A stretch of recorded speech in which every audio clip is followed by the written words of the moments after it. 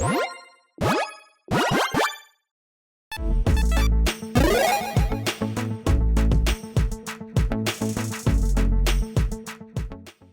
everyone, Mitch coming in from the Commander's Core studio. Welcome to the show.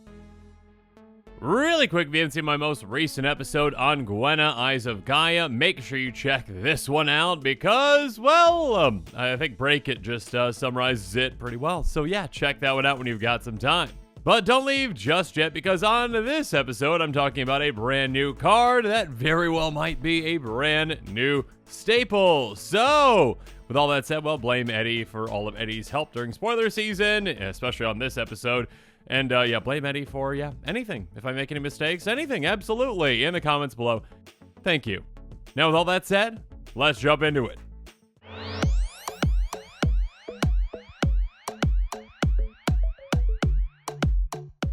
So, Symmetry Matrix is an artifact for 4, and I am very sorry that this image is blurry. I'm not sure why they didn't have a less blurry image, but here we go anyways. Whenever a creature with power equal to its toughness enters the battlefield under your control, you may pay 1. If you do, draw a card. Yeah, that is a fantastic effect, and fantastic to actually have on an artifact, and it's incredibly, can I say fantastic again? Yes, fantastic that it is an uncommon. So this has the potential of, yes, being budget, less than $1. I can potentially put it into some budget decks, though as you'll see here in a bit, there are probably going to be a lot of commanders that can utilize this card, so I'm not sure if this card, well, will be budget or will stay budget for long, but here is hoping, because, yeah, that can generate an absurd amount of card advantage in the right deck. And when it comes to the right deck, there are a couple of different ways to go about this, a couple of different kinds of commanders that might really want to take this into account. Because, yeah, where my mind went right away, and I'm sure many of your minds did as well, tokens, token creatures. The vast majority of token creatures out there have the exact same power and the exact same toughness, so yeah, they meet that requirement. And of course, there are plenty of commanders out there that love tokens, plenty of commanders out there that can make a ton of tokens, and of course, yeah, when you are doing that, you simply have to just pay 1 mana when one of those same power toughness tokens comes into play to draw a card. And yeah, this is going to be some fantastic repeatable card advantage for you throughout the game in a lot of decks out there. Now, outside of tokens, of course, there's other kinds of commanders that might want to consider this card as well. I mean, another kind of commander might be one that, well, has the exact same power and toughness itself, especially ones, though, that you're going to be getting into play again and again and again. I mean, through a variety of means, one of which, maybe that commander actually can blink itself and come back into play. And we'll talk about an example here in a bit, but yeah, outside of that, of course, again, keep in mind, obviously, this does not specify, just token creatures or non-token creatures. It's any kind of a creature, obviously. So, yeah, maybe a commander that, has a blink strategy where you can blink a ton of your creatures. Well, I mean, obviously, you aren't going to be guaranteeing. You're not going to build your entire deck around just this to ensure that your creatures have the same power and toughness. But a lot of creatures out there have the exact same power and toughness. And if you're blinking a lot of them, well, you're going to have the opportunity to, hit some, obviously, that do have that matched power and toughness. And when you do, you're going to be able to draw a lot of cards and get a lot of advantage out of this as well. And again, yeah, there are a ton of commanders that I could bring up on this episode. I'm going to bring up quite a bit. But again, here is hoping that this uncommon will please be budget friendly, at least for a bit, or for a long time. I really hope it's budget for a long time. I'm not sure. I really don't know where this one's going to end up when it comes to price. But yeah, here's hoping less than $1 for a while. And now with all that said, let's jump into, well, first up, one somewhat comparable card, then the commanders.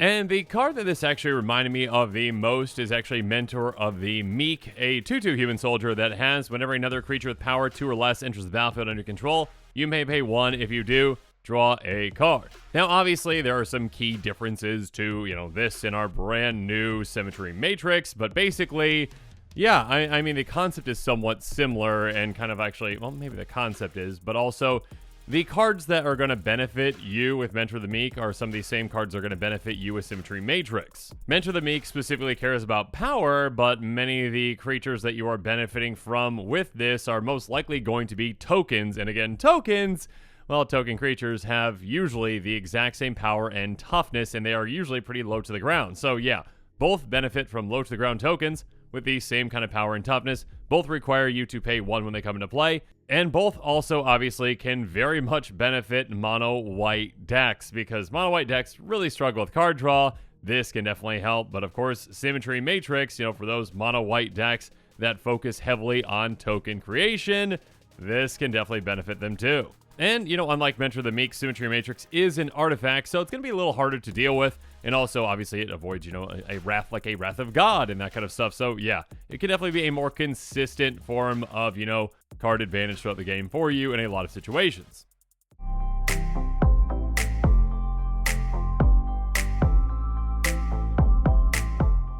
Regardless, with that said, now let's jump into the commanders, because again, there are quite a few that can use it, and I'm definitely going to be, omitting plenty as well, but here we go.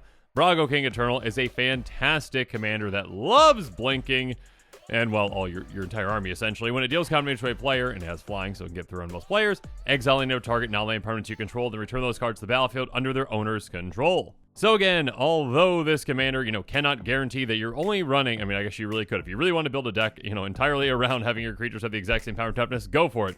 But chances are you're going to be having some creatures that have the same power and toughness that you're going to want to use and abuse by blinking them, that have great ETBs. So sure, when you blink them, you're also going to get, the ETB triggers for any of those creatures that have the same power and toughness with Symmetry Matrix. So yeah, for just a single 1 mana per each creature, you can draw a good amount of cards on top of all the other ETB value you're getting with this commander. So yeah, commanders that focus on blinking creatures can definitely consider this brand new card. Next up, how about the very first commander that I ever did an episode on this show? My very first episode of all time was a deck tech on Nezahal Primal Tide. That was a long time ago.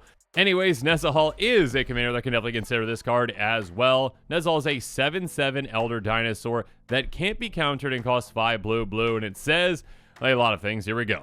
You have no maximum hand size. When an opponent casts a non-creature spell, draw a card, discard 3 cards, exile Nezahal, return to the battlefield, tap, and control the beginning of the next end step. Basically, Nezahal can, have you draw a ton of cards whenever your opponents cast non-creature spells, and also it can blink itself. You just discard 3 cards to do so, so it can be very hard to deal with.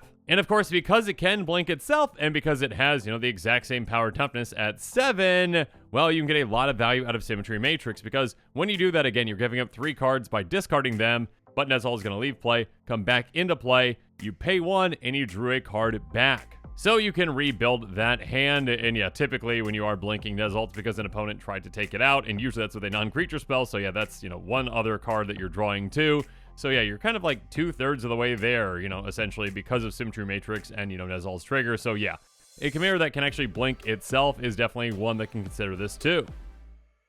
But of course, like I mentioned, the first, kind of cards and kinds of commanders I thought of immediately when I saw the card, like, hey, yeah, making creature tokens, because most creature tokens have the exact same power and toughness, like, with the Locust God. The Locust God says whenever you draw a card, create a 1/1 blue and red insect creature token with flying and haste. Eddie definitely brought this one up, and this is probably the best example of a commander that could really utilize Symmetry Matrix. Because again, basically, hey, okay, yeah, sure, you drew your card for the turn, right? You make yourself a 1/1 red and blue insect with flying. Cool. Symmetry Matrix triggers. You pay 1, you draw a card, you make another insect. You pay 1, you draw a card, you make another insect. You can repeat this as many times as you want. And yeah, Eddie also brought up Mana Echoes. So have fun with that. Mana Echoes essentially just give you a ton of mana based on, creatures coming into play and whatnot. But yeah, essentially you could go infinite with that. And yeah, the Locust God plus Symmetry Matrix seems like a great combination.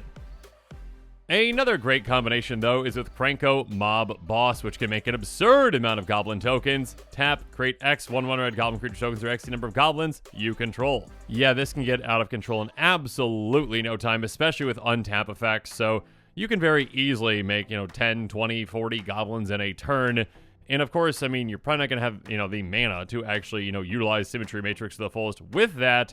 But you can very easily, just say, okay, I'd really like to draw like 5 cards. Sure, I'll dump 5 mana into Symmetry Matrix, essentially, after I've activated Krenko to make, well more than 5 tokens, most likely. But yeah, you can draw a ton of cards in combination with this.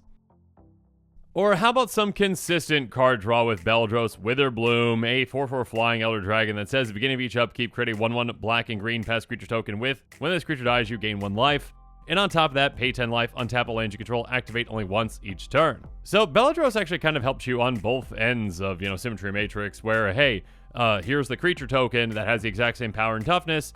So cool, I get that trigger, but also I can, pay 10 life on a turn to untap all my lands so that I can easily have mana available for those triggers and be able to pay for them to draw cards. Because again, of course, keep in mind that Beldros, does, trigger on every single upkeep, not just your own. So yeah, with 1 trip around the table, you can very easily draw 4 cards thanks to Symmetry Matrix.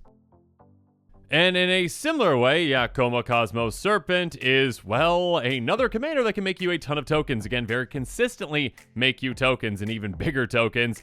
It's a 6/6 Serpent that can't be countered at the beginning of each upkeep. You get a 3/3 blue Serpent creature token named Koma's Coil, which you can sacrifice, another Serpent, choose 1, tap target permanent, its activated abilities can't be activated this turn, or Koma gains indestructible until end of turn. So yeah, again, like Beldros Witherbloom, essentially, hey, just pay 1 mana on every single upkeep when you get that creature token to draw a card. So yeah, you can get a lot of card advantage out of this.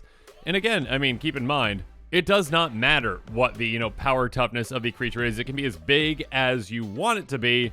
As long as they are equal, that is all that matters for this trigger. Unlike Mentor the Meek, which cares about, it being 2 or less, this says, no, it doesn't matter how large that creature is, you can still benefit from it as long as it's equal. But yeah, I would say the vast majority of tokens out there are lower to the ground, 1/1s, for the most part. And yeah, Chatterfang can make you an absurd amount of 1/1 creature tokens. Because it says, if 1 or more tokens will be created under your control, those tokens plus that many 1/1 green scroll creature tokens are created instead. So whether you're making, another creature token, maybe let's just say a mirror creature token, okay, a 1/1. Awesome. We get a squirrel as well. So now anytime we make, a 1/1 token, with something else, we are getting 2 triggers on Symmetry Matrix, so we can utilize 2 mana for that to draw 2 cards. Or, if we're making, a different kind of token, like a clue token or a treasure token, we can still get card advantage out of that thanks to this commander, because, well, we get that token, we get a scroll token, and that scroll is, of course, a 1/1 with equal power and toughness, so yeah, pay your 1 mana, get a card. Symmetry Matrix, I think, can just be a fantastic card in a lot of decks out there, and yeah, you can get a lot of value out of it with a deck like this. Next up, Tauren Sky Summoner makes, equal power and toughness creatures as well. Whenever you cast an instant or sorcery spell, create a 2/2 blue Drake creature token with flying. In a way, Symmetry Matrix is kind of like, hey, would you like to turn that spell, no matter what it was, as long as it's instant or sorcery, also into a cantrip too, that just draws you a card, just pay an extra mana. Cool, you get a 2/2 Drake, you also get an extra card for that. And what blue mage doesn't want to just draw a ton of cards throughout the game? So yeah, I think Tauren can definitely consider this one as well.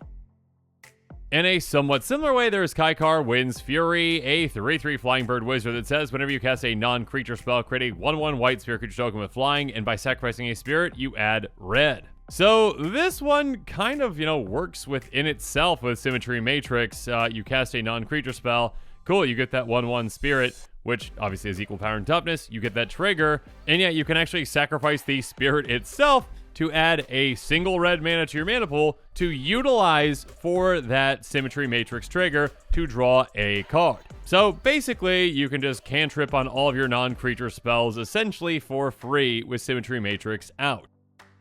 But one of the biggest, impacts has got to be that, well, there are a ton of mono-white commanders that deal with making a lot of tokens, and yeah, a lot of those tokens are equal power and toughness, like, Adeline, Resplendent Cathar. Power and toughness equal to the number of creatures you control, has vigilance, and whenever you attack, for each opponent create a 1/1 white human creature token that's tapped and attacking that player or planeswalker they control. So essentially, whenever you attack with anything, you are getting, well, again, assuming in a multiplayer format like Commander that we've got all 3 of our opponents still out. So yeah, we get 3 tokens just by attacking with 1 creature. We get 3 tokens.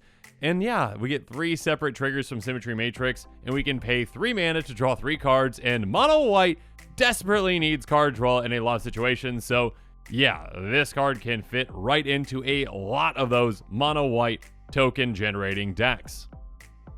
And yeah, like I've said, at the beginning of this episode and throughout it, there are a ton of commanders out there that can definitely consider this card, that can just get a lot of card advantage out of it throughout the game. I mean, just name a few more. Alenda, Dika, Lathlis, Wilhelt, Endrixar, Shorakai, Toxtril, and Torrens. Just to name a few again, these can definitely benefit from a card like this. Again, for the most part, again, does your commander make tokens? Does your commander make tokens have the exact same power and toughness? Cool. You probably want to consider this card. Also, again, if you have a blink commander. Also, again, if you got a creature, that actually blinks itself. That kind of thing. There's a lot of different ways that you can really benefit from a card like Symmetry Matrix.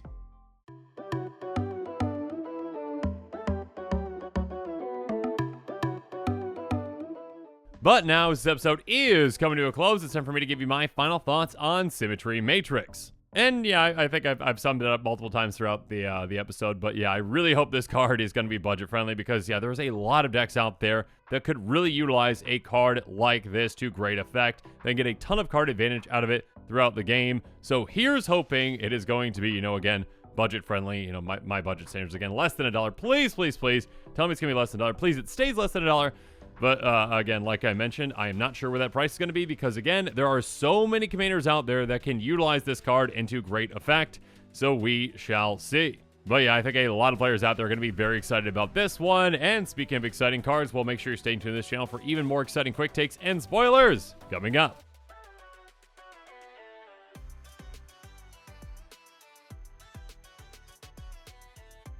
And with that, this show is coming to a close, so it's my turn to hear from you. So in the comments below, let me know what your thoughts on this episode are, and as always, thanks again, and have a good one. This show and episodes like this one are possible thanks to viewers like you. If you're looking for an easy way to help support this show, make sure that you like, share, and subscribe. Also, hit that bell notification icon so you don't miss any new episodes. You can also go check out our playmats and other merchandise at thecommandersquarters.com. We also have a ton of brand new t-shirt designs in stock, so make sure you check out those as well. Another easy way to support this show is with our TCG player affiliate links. So whether you're buying a deck or individual cards, you can use this general link right here or one in the description. And the final way that you can support this show is by supporting us directly by becoming a patron. There are many benefits to being a patron, and I truly couldn't do this without all of their support.